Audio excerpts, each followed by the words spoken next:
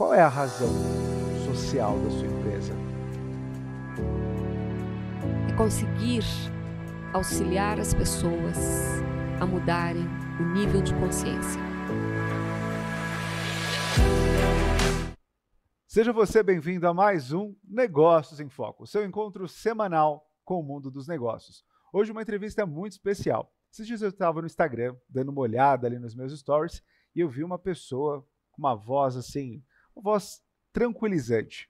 E eu quis prestar mais atenção naquilo que aquela voz dizia. E era um assunto muito interessante, sobre comportamento, sobre mentalidade, sobre desenvolvimento. E aí, para minha felicidade, eu passei esses stories, passou mais alguns, apareceu de novo aquela pessoa. Eu falei, bom, peraí, tem algum sinal aqui. Deixa eu olhar mais fundo o conteúdo dessa pessoa.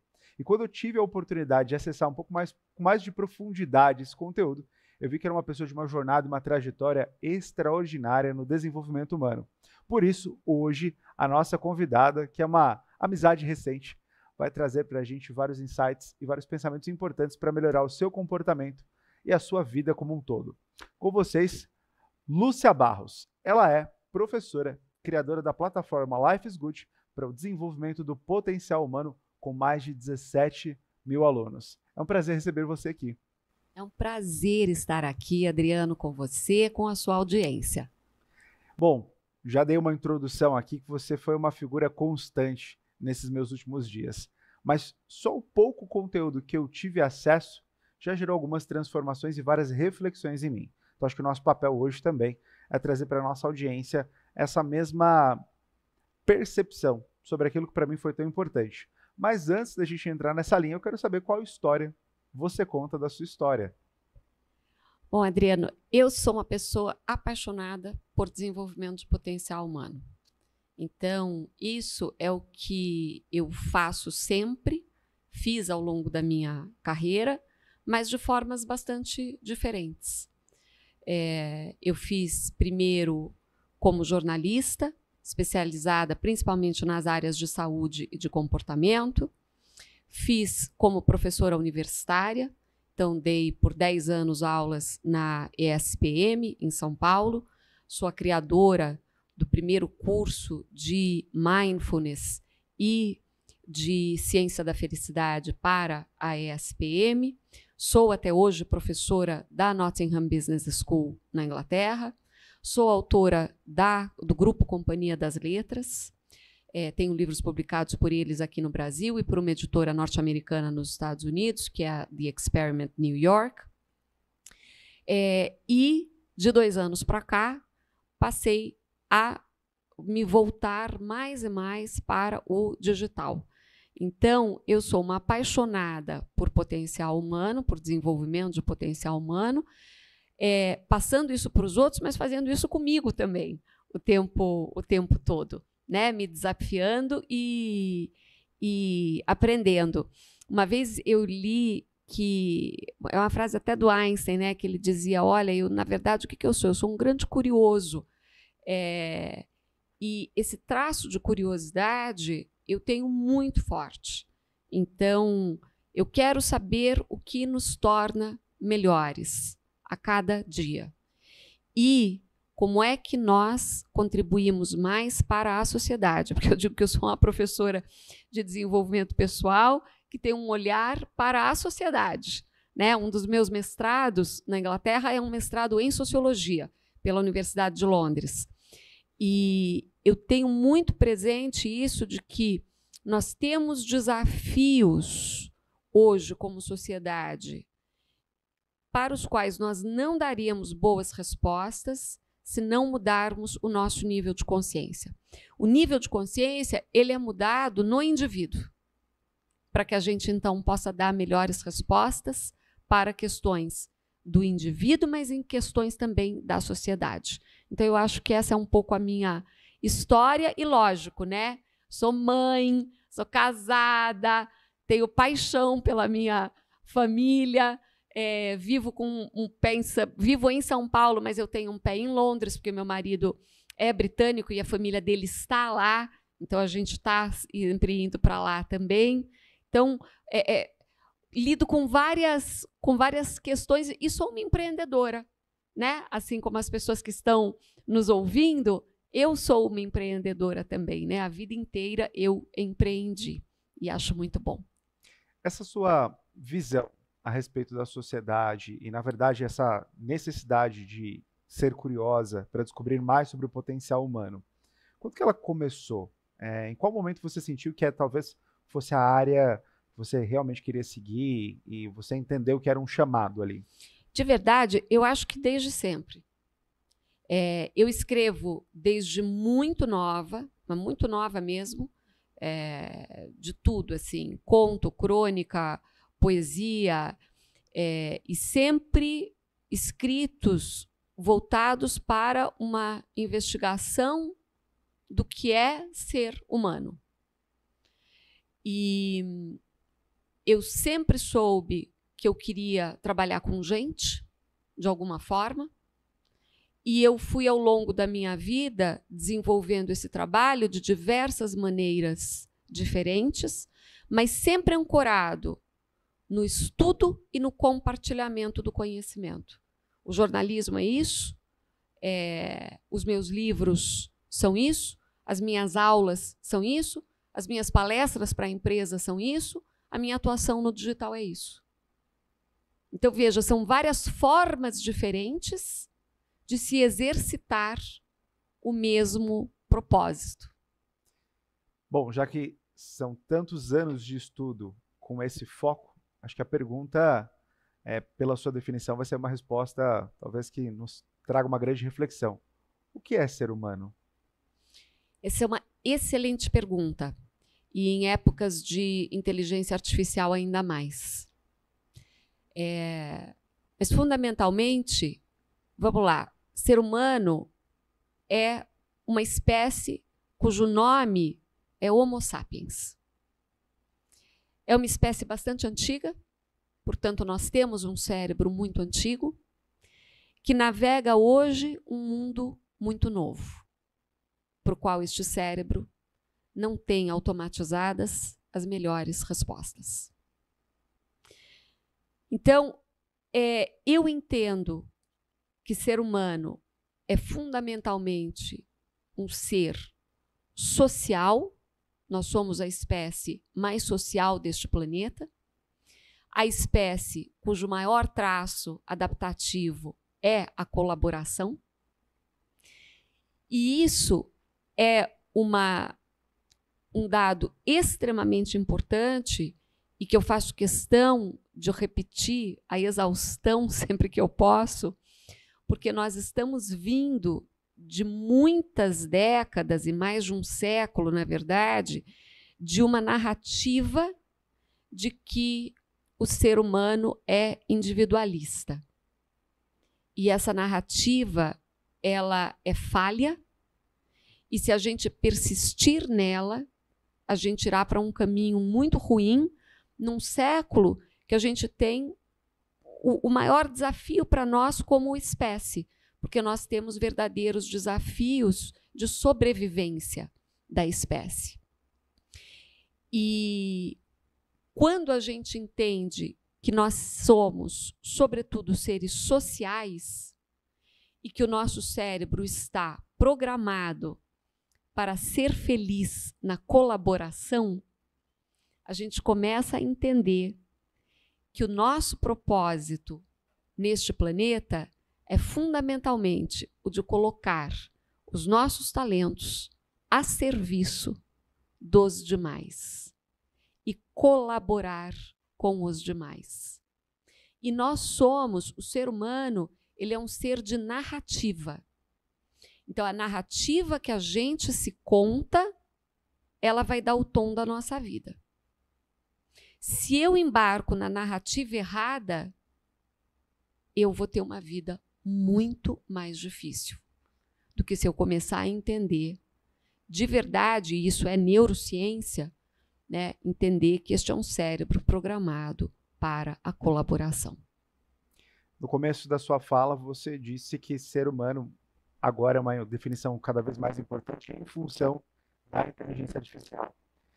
E eu venho percebido os movimentos de transformar a inteligência artificial em algo mais humano possível e o humano de ser o mais máquina possível. Numa produção, a gente falava isso nos bastidores, né? Essa necessidade de produzir, essa necessidade em fazer, muitas vezes competindo com algo que é até injusto competir, porque é um outro perfil com uma outra funcionalidade. Para nós existe uma outra, talvez uma outra definição profissional, inclusive carreira. Nesse contraponto aí, pensando hoje nessa progressão da inteligência artificial, cada vez se humanizando mais, e nós, tendo que talvez nos adaptarmos como máquinas, como manter a nossa identidade? Eu acho que uma coisa muito importante para a gente pensar quando falamos em inteligência artificial é que o fato da gente poder fazer alguma coisa não significa que a gente deva fazer alguma coisa. Então, existe uma diferença entre poder e dever. E há um atraso. A tecnologia está caminhando num passo e as questões éticas e morais e do que nós queremos, inclusive, como sociedade, elas estão caminhando num passo muito mais atrasado, né? Então, uma coisa que eu acho fundamental e que vai, inclusive, no âmago do que é ser humano, é o seguinte: a máquina, ela não se importa, né? A inteligência artificial, it does not care. Ela não se importa. Quem se importa, quem cuida, é ser humano. E aí, isso tem uma série de implicações bastante práticas quando você entende.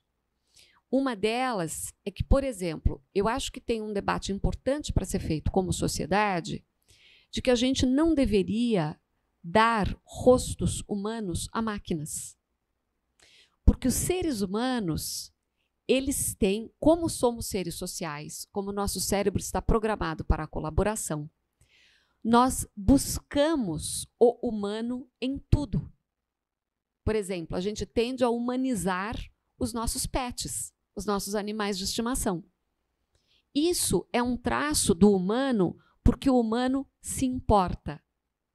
O humano care pelo outro.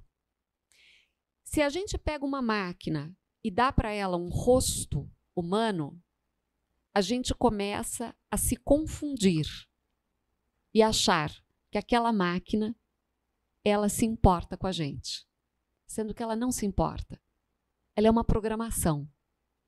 Ela é um conjunto de zeros e uns que alguém programou ali. Mas a confusão, ela já tenderia a acontecer de qualquer forma, porque o ser humano ele busca humanizar tudo. Mas ela piora se a gente dá uma face humana para a máquina. E eu acho que a inteligência artificial, ela pode nos trazer coisas maravilhosas e ela pode nos trazer coisas terríveis, dependendo do uso que nós fizermos. A tecnologia é neutra, né? Eu sempre digo, o mesmo avião que eu pego para ir fazer um mestrado na Inglaterra e que vai me ajudar a ser melhor como pessoa, é o avião que eu posso usar para jogar uma bomba na cabeça do meu vizinho. A tecnologia é a mesma. O uso que nós fazemos dela é que vai definir se isso é bom ou ruim. Então, o uso que nós fizermos da inteligência artificial é que vai ou facilitar a nossa vida e, inclusive, nos ajudar a podermos expressar o melhor do que é ser humano, ou ir para um caminho muito ruim, né? Uma das coisas que a ciência da felicidade nos ensina claramente, nós temos a sorte de sermos uma geração que conta com ciência robusta sobre o que facilita para o ser humano a construção da felicidade. Então, uma das coisas que a ciência da felicidade nos mostra é que os relacionamentos bons, saudáveis, entre pessoas que se gostam, ele está na base de uma vida feliz. Isso não é substituível por uma máquina. E a gente achar que vai fazer isso é um caminho para a infelicidade, para a solidão, para a frustração. Então, acho que tem questões muito interessantes aí que são levantadas e uma necessidade de nós todos entendermos, como sociedade mesmo, que a questão da inteligência artificial, ela não é para ser liderada só por engenheiros. Ela precisa dos filósofos, dos cuidadores, dos amantes da arte. Ela precisa de seres humanos que se importam com os seres humanos. Olha, esse seu raciocínio foi maravilhoso e boa parte da nossa audiência ou é empreendedor, dono de negócio, está formando a sua equipe, ou são líderes que cuidam de uma célula dentro de uma empresa. Claro que a gente fez o comparativo de atuação para a construção da inteligência artificial, para que ela talvez tenha fundamentações importantes para se relacionar conosco, né, que a gente não colida entre si. Mas quando a gente pensa também no ambiente corporativo, muitas vezes a gente constrói processos, a gente constrói ferramentas, a gente constrói sistemas que não são pensados necessariamente para interagir com o time, porém só para resolver um gap, alguma ineficiência, algum problema, o que afeta profundamente a cultura da organização, uma vez que foi criado um novo processo, uma nova ferramenta que não tem nenhum tipo de ligação com o modus operandi das pessoas. Como um líder hoje, como um empreendedor, pode atuar no relacionamento humano pensando que ele tem que ter eficiência em processos, em desenvolvimento? Como fazer essa junção?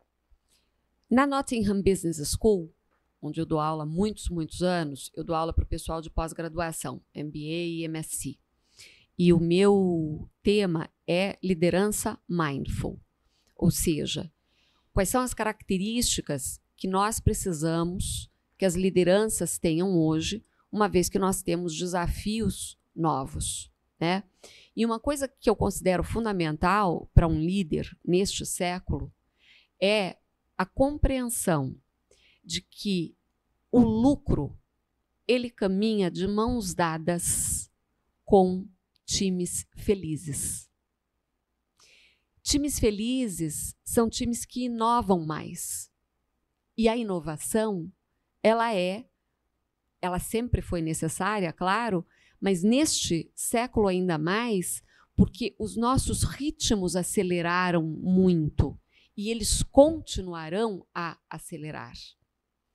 Se você tem uma liderança, que é uma liderança na qual você confia, uma liderança que constrói ambientes seguros para o erro. Não existe inovação sem erro.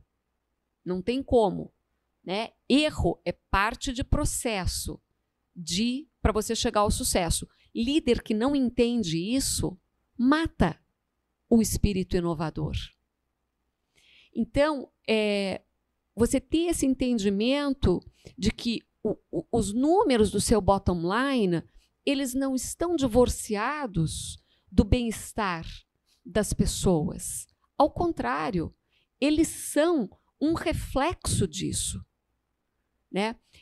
Quando eu trabalho com empresas, indo fazer palestras, indo fazer workshops, treinamentos, eu sempre digo, eu começo com C-level. Por que com C-level? Porque vai deles, dessa liderança cascatear a cultura certa para a empresa. Se estas pessoas não estiverem comprometidas, não adianta vir com um programa aqui embaixo. Você precisa do comprometimento no nível de liderança sênior, de realmente entender que processos e pessoas, o resultado que o processo vai trazer depende do ambiente no qual essas pessoas estão inseridas. Mas aí entra um ponto que talvez passe pela cabeça do empresário e do empreendedor. Se eu automatizar todos os processos, eu não preciso mais lidar com esses conflitos. Se eu tiver talvez uma inteligência artificial fazendo algo, eu automatizo tudo, ela não sente, ela não se importa, ela só faz. E quando a gente olha para o futuro, a visão de substituição, de substituir o capital humano por um capital da inteligência artificial, ele me parece ser um consenso em um determinado perfil de empresas. Como a gente pode posicionar o ser humano, que já vai viver com todas as suas aflições de competir com algo que é muito mais veloz do que ele, num panorama próximo? Eu acho que essa sua pergunta, ela vai ter que ser respondida por todos nós realmente como sociedade, não como indivíduos. Porque aí a gente está falando de algo que foge completamente à possibilidade do indivíduo dar uma resposta. Uau. Me parece, eu sou uma otimista por escolha, não por natureza. O que eu quero dizer com isso? Eu sou crítica demais e eu tenho um olhar muito treinado para achar o erro, para ser uma otimista por natureza. Mas eu sou uma otimista por escolha desde que eu entendi que é possível nutrir otimismo e que ele é a resposta mais inteligente aos nossos desafios. Ainda mais quando a gente é empreendedor num país tão desafiador quanto o Brasil. Então, o que eu acredito é que a inteligência artificial e a automatização de trabalhos, que hoje são trabalhos feitos pelos seres humanos, ela vai abrir uma possibilidade de que nós nos dediquemos a outras coisas, que nós ressignifiquemos o que a gente faz com o nosso tempo. Hoje o nosso tempo ele é muito voltado, fundamentalmente voltado, para quê? Para a criação de valor. Valor entendido como algo que dá retorno financeiro. É isso, fundamentalmente, que a gente faz com a maior parte do nosso tempo. Se a gente cria uma sociedade em que nós temos robôs fazendo isso para nós vamos ter mais tempo livre. Esse tempo livre a gente vai poder, de repente, usar para outras coisas que hoje a gente também gostaria de fazer, mas que a gente não tem tanto tempo para fazer. E isso pode ser maravilhoso, isso pode ser libertador. Isso pode, talvez, trazer o melhor do ser humano. A gente ter mais tempo, por exemplo, para os nossos relacionamentos. A gente ter mais tempo para fazer algo que eu posso amar fazer, mas que não necessariamente é aquilo que me traz um retorno financeiro suficiente para eu sustentar a minha família. Então, eu acho que a gente está diante de uma mudança social como nunca se viu, que acontecerá num ritmo para o qual nenhum de nós está preparado. Quem não está, pelo menos com um pé atrás em relação a tudo que está acontecendo, é porque não começou nem a entender o nível das questões que estão para acontecerem, e vai ser muito rápido. A revolução que já começou, ela não tem nada a ver com as revoluções anteriores.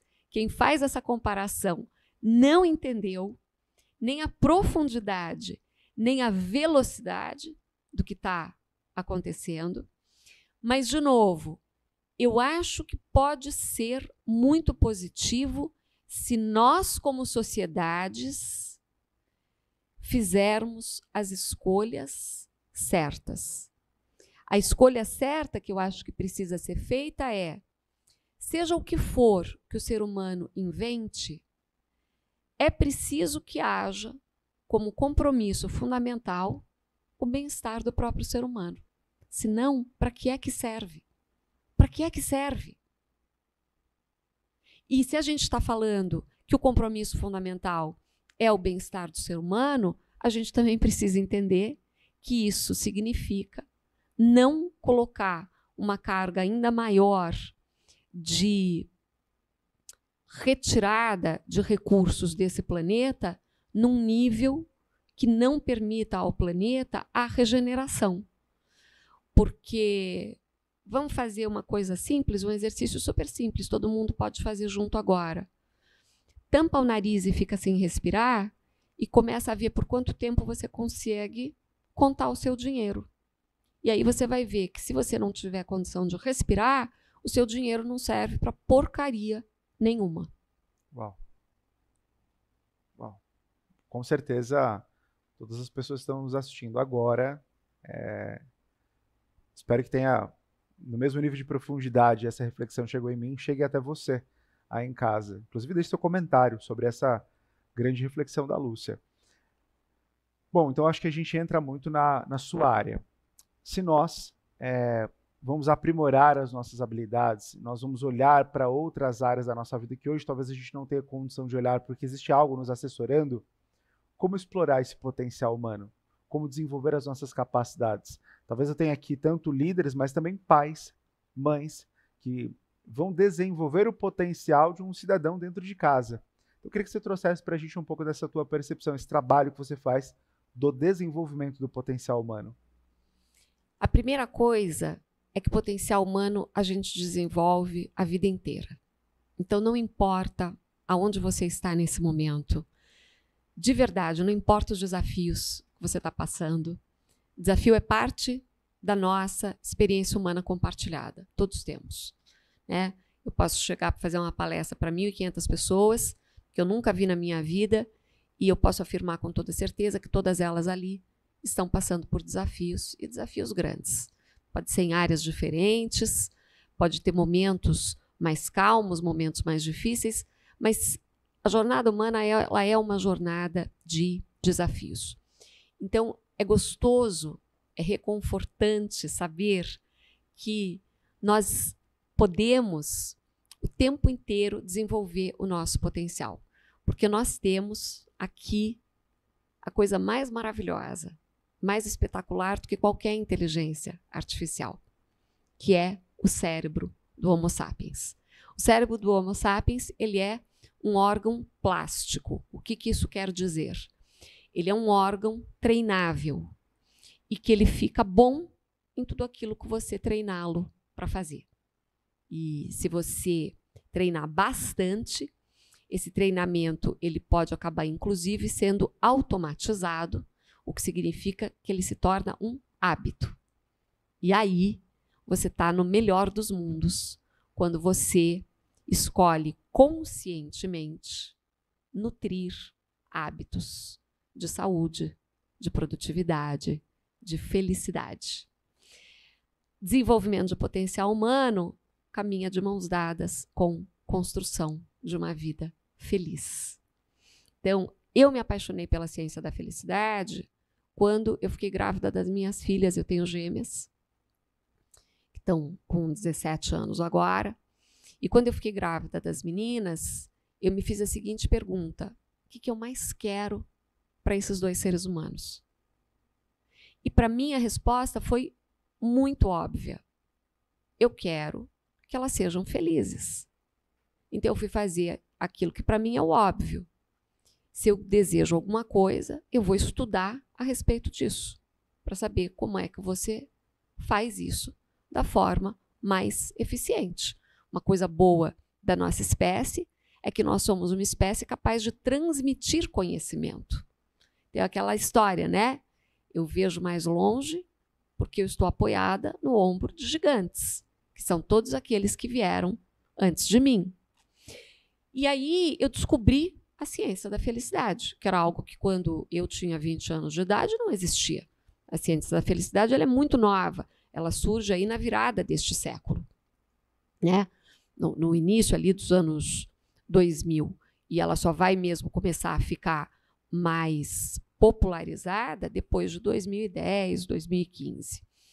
Então, o que eu descobri estudando ciência da felicidade é que, fundamentalmente, ela é a ciência do desenvolvimento do nosso potencial. E que, diferente daquilo que muitas pessoas acreditam, que felicidade seja algo totalmente subjetivo, que felicidade é uma coisa para você, é outra coisa para mim, e que então não dá nem para a gente conversar a respeito, não, porque todos nós somos Homo sapiens.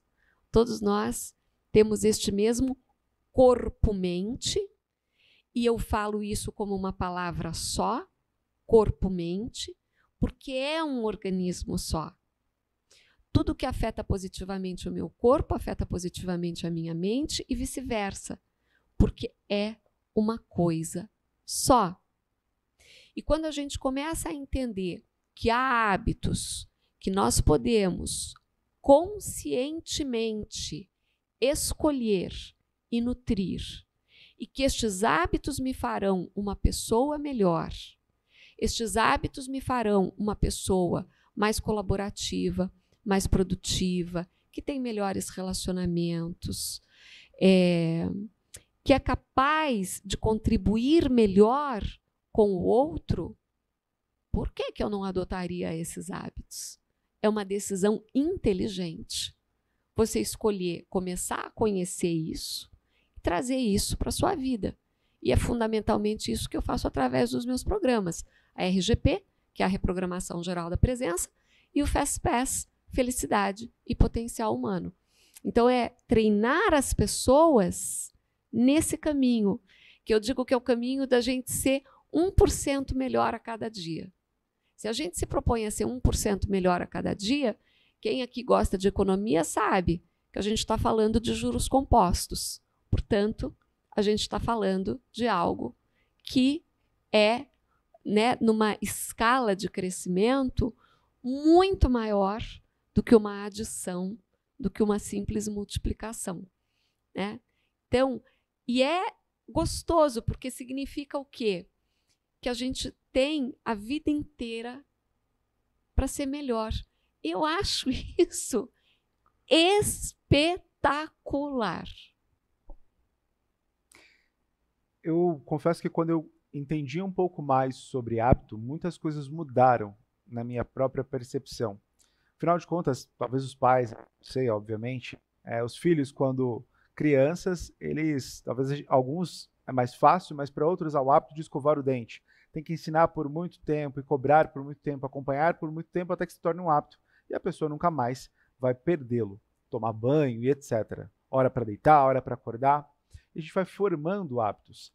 Só que a gente, ao longo do tempo, talvez vai perdendo um pouco da noção de que nós criamos hábitos ruins. Até porque os maus hábitos são muito mais fáceis de serem estabelecidos do que os bons hábitos. Tem uma tendência, me corrija se eu estiver errado, tá? Mas, por exemplo, comer mal, dormir mal, é um mau hábito, mas que me coloca muitas vezes numa posição de eu preciso comer mal porque eu tenho que trabalhar mais. Eu durmo pouco porque a minha rotina está muito apertada. Em alguns momentos, a gente falava sobre isso também, né?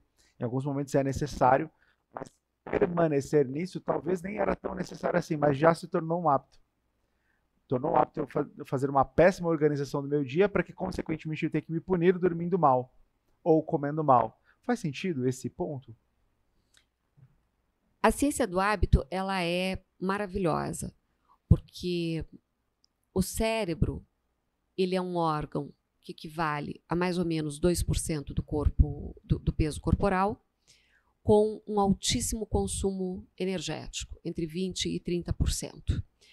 Então, o que ele faz para economizar energia? Ele tenta automatizar processos. O hábito é fundamentalmente algum tipo de processo que foi automatizado. Uau. A automatização dos processos, ela vai se dar a partir de repetição e recompensa. Ou seja, para eu automatizar alguma coisa, eu tenho que repetir aquele comportamento e para que eu queira repetir um comportamento, eu tenho que ver alguma recompensa naquilo. Essa recompensa não é necessariamente um prazer, ainda que o prazer seja uma recompensa muito poderosa, mas quando a gente entende que não precisa ser só prazer e que o significado também é uma recompensa importante e que a gente pode aprender, inclusive, a valorizá-la mais, isso começa a nos ajudar no estabelecimento de bons hábitos. Além disso, tem alguns hábitos que a gente diz que são hábitos angulares ou hábitos basilares, que são comportamentos que, uma vez tornados habituais, eles são excelentes para trazerem, puxarem outros excelentes hábitos para a nossa vida. Então, vou te dar 2 hábitos angulares: o exercício físico e a meditação. Quando as pessoas adotam estes dois comportamentos como rotina, eles fazem uma revolução para o bem na vida dessas pessoas. Mas, Lúcia, eu não consigo fazer exercício, já tentei, eu sou sedentário. Imagina falar de meditação, coisa de monge, coisa zen, alternativa. Meu amigo, minha amiga, se você quer viver bem, se você quer empreender melhor, se você quer ter sucesso no que quer que seja na sua vida e da forma que você quiser definir esse sucesso, estas são as duas grandes tecnologias para você adotar. É o exercício físico e a meditação. E se você acha que você não consegue, é só porque você ainda não encontrou os professores certos, né? Eu, dentro dos meus cursos, o mindfulness é um pilar. E mindfulness se traduz por atenção plena. É uma forma de meditação, mas vai muito além disso. Na verdade, é uma forma de ser o tempo todo, é uma forma de você se apresentar à sua vida o tempo todo, numa qualidade de presença que permite a você encontrar os seus desafios e dar respostas muito mais inteligentes e eficazes para lidar com eles. E as pessoas chegam muitas vezes para mim dizendo, nossa, acho que eu não vou conseguir fazer, e todo mundo consegue, porque a questão é você realmente ter o professor certo, é você ter alguém ensinando para você que faz. Olha, essa entrevista tem sido muito especial, acho que com certeza as pessoas que estão em casa terão muitas outras dúvidas, e eu até peço para que eles coloquem nos comentários, para repassar todas elas para a Lúcia. Ela está numa jornada extraordinária, né, de democratizar isso que ela faz muito bem, acompanhado, como eu disse no início do nosso programa, seu posicionamento digital, inclusive o Instagram dela está aqui na descrição do vídeo, corre lá e comece a seguir o perfil dela. Eu entendo que tem muitos assuntos, talvez, para a gente trazer à tona, que vão ramificar em muitas outras conversas, por isso quero ter a oportunidade de trazer você muitas outras vezes aqui. Mas tem uma pergunta que eu sempre faço, que talvez sirva até como um auxílio para as pessoas que nos assistem, porque estão passando por uma determinada fase, similaridades nas fases que eles estão vivendo com relação aos nossos convidados, e eu queria saber da sua fase em especial. Quando que sua vida começou a dar certo? A minha vida começou a dar certo quando eu nasci. Uau. E a sua também. E a de todo mundo que está nos ouvindo. Isto é parte, você me perguntou durante a entrevista o que é ser humano. Parte de ser humano é você saber que o seu valor é intrínseco a você, que ele não depende de nenhuma conquista sua, de nenhum talento seu, de nenhuma qualidade sua. Isto se chama autocompaixão. Isso é um dos pilares que eu treino também na reprogramação geral da presença. E na hora que você não só entende isso cognitivamente, mas que você sente isso com todas as suas entranhas, você percebe que a sua vida, ela já deu certo. Que o seu caminho de evolução é só seu. E que tudo o que acontece para você é para o seu bem. E na hora que você muda essa chave, essa mentalidade, muda tudo na sua vida. Bom, eu acho que tudo que você disse está muito dentro da linha da próxima pergunta, que é uma pergunta que está permeando aqui dentro das nossas entrevistas, com várias respostas que demonstram algo que a gente fala muito hoje em dia, que é propósito, né? Acho que a gente atende a um determinado propósito. Todos nós temos o nosso, de fato, o nosso propósito. Alguns ficam mais claro no começo, alguns ao longo da jornada, mas talvez você até tenha dito já, né, que essa nossa relação social é necessária, ou seja, servir ao outro, estar em sociedade é necessário. Qual é a razão social da sua empresa? é conseguir auxiliar as pessoas a mudarem o nível de consciência. Não se resolve nenhum problema a partir do mesmo nível de consciência que ele foi criado. Nós temos neste século, como humanidade, os desafios mais sérios que nós já enfrentamos, porque nós estamos verdadeiramente diante de problemas, diante de desafios que colocam em risco a própria sobrevivência da nossa espécie. E eu sou mãe de 2 meninas, eu quero um mundo maravilhoso para as minhas filhas, para os seus filhos. Eu entendo que todos os filhos são nossos, não são meus nem seus, todos os filhos são nossos, e nós precisamos de pessoas com um outro nível de consciência para construirmos sociedades mais felizes, mais saudáveis, mais solidárias, na qual de verdade cada um de nós vai poder trazer à tona o melhor do seu potencial. Essa é a razão social da minha empresa, da minha vida. Empresário, essa entrevista foi muito especial. Trouxe um nível de profundidade muito grande para temas que muitas vezes a gente fala de forma superficial. Primeiro de tudo, quais são os seus hábitos? Seus hábitos de liderança, seus hábitos como marido, como esposa, seus hábitos como pai, como filho. Quais são os seus comportamentos atualmente que, no fim das contas, demonstram qual é a sua percepção sobre o outro? Porque aquilo que você faz para si mesmo também, consequentemente, é a forma como você tratará um outrem, tratará uma outra pessoa. E se você tem um time hoje, você trata mal a sua própria existência, por consequência, você também tratará mal a existência do outro. E a Lúcia nos disse muito bem sobre essa visão de coexistência, de nós existirmos em função dos outros, em parceria, em sociedade com o outro. Olha que lindo que ela acabou de nos dizer, os meus filhos são os nossos filhos. É uma sociedade que eu vou deixar, é uma sociedade que será herdada. E será herdada com qual percepção sobre o relacionamento entre as pessoas? Será que os nossos filhos irão querer se relacionar apenas com máquinas e não com outros seres humanos? Mas se isso acontecer, será que nós teremos uma sociedade? Será que sua empresa hoje, se ela for só um mecanismo totalmente automatizado, robótico, e perder essa natureza humana, será que a sua empresa vai existir por muito mais tempo? A eficiência que é buscada hoje para otimizar lucros, mas sem pensar no ser humano, sem pensar na existência dele, será que esse dinheiro por dinheiro vale de fato a pena? São reflexões importantes que nós precisamos ter, nós precisamos nos questionar. E talvez se você não tenha as feito ou não tenha resposta para elas, é como disse a Lúcia também, você tem um mau professor. Então procure pessoas que possam te orientar e expandir a sua consciência, porque você, empresário, tem uma responsabilidade consigo mesmo, com a sua família e com várias outras famílias que dependem das decisões que você toma agora.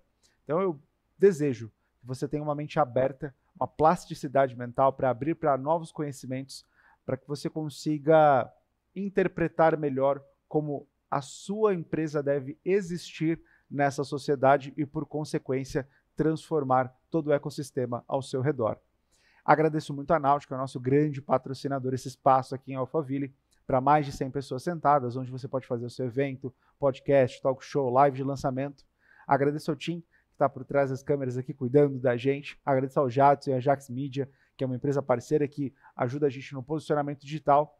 Agradeço a você que esteve com a gente até agora. E eu te peço só mais uma coisa. Deixe seu like nesse vídeo e o seu comentário, sua dúvida, que nós teremos o maior prazer em responder. E a Lúcia, agradeço demais pela sua presença enriquecedora aqui nos nossos estúdios. Foi incrível esse papo, essa conversa, né? Que nos trouxe ainda mais clareza sobre o nosso papel como seres humanos. Eu agradeço profundamente a você, agradeço a todos que estão nos assistindo e vou terminar com uma frase que é um ditado dos índios americanos que eu usei inclusive já para abrir um dos meus livros, que diz o seguinte: nós não herdamos a terra dos nossos pais, nós a tomamos emprestada dos nossos filhos. Então nós, como empresários, como empreendedores, é isso que precisa nos guiar a cada dia. Enquanto ela falava, eu já ia aqui anotar essa frase porque realmente foi muito profunda. Obrigado mais uma vez por ter encerrado somente essa entrevista, mas não esse propósito, com chave de ouro. Até a próxima quinta-feira. Até lá.